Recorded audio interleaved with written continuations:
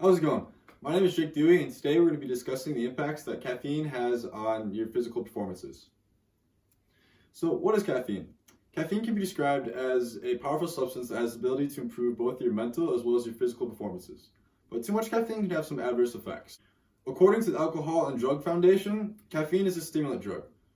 Now, what that means is that the messages being sent from your brain to your body are sped up a little bit while that substance is in your body. According to PubMed, caffeine is in your bloodstream about 15 minutes after consumption. And after those 15 minutes, you're going to start to feel your heart rate increase, and you might feel a little bit warmer because your blood pressure is also rising. And the caffeine will then go to break down your fat storages and release fatty acids into the bloodstream.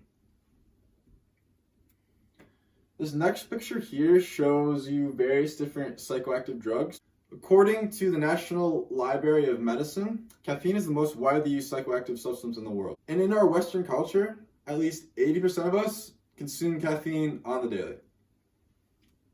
We're now going to transition into the benefits of caffeine while being physically active. The first bullet states that caffeine decreases fatigue.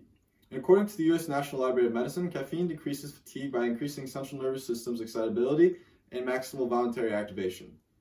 So what this means is your body is able to ignore the sense of being tired and push through until the activity is done. Also, according to the U.S. National Library of Medicine, caffeine reduces the perceived exertion through the use of endorphins.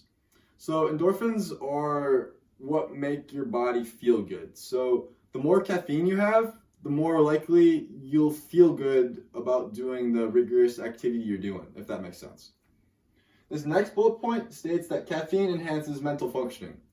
According to numerous different studies conducted by European food safety authorities, caffeine can speed up reaction time. So if you're in a position where you need to make quick, fast reactions, caffeine might be a good option to consume prior to that outing.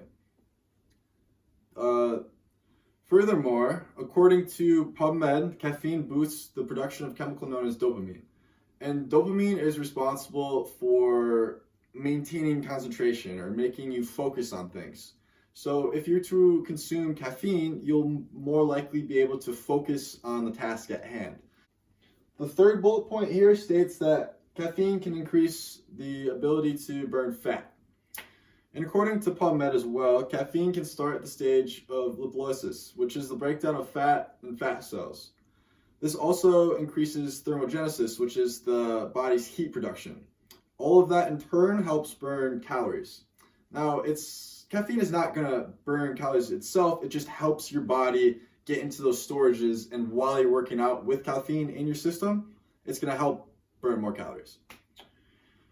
Also, caffeine decreases the body's reliance on muscle glycogen, which is usually the main source of energy. So if it decreases your muscle glycogen and increases your body's use of fat storage, you're more likely to lose that stubborn fat.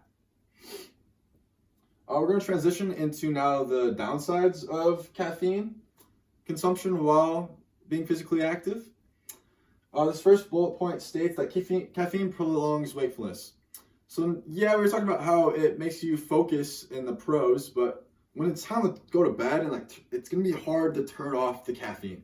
So if you use it late at night, your sleeping patterns are going to be disturbed for sure. So you might want to use this in the first half of the day.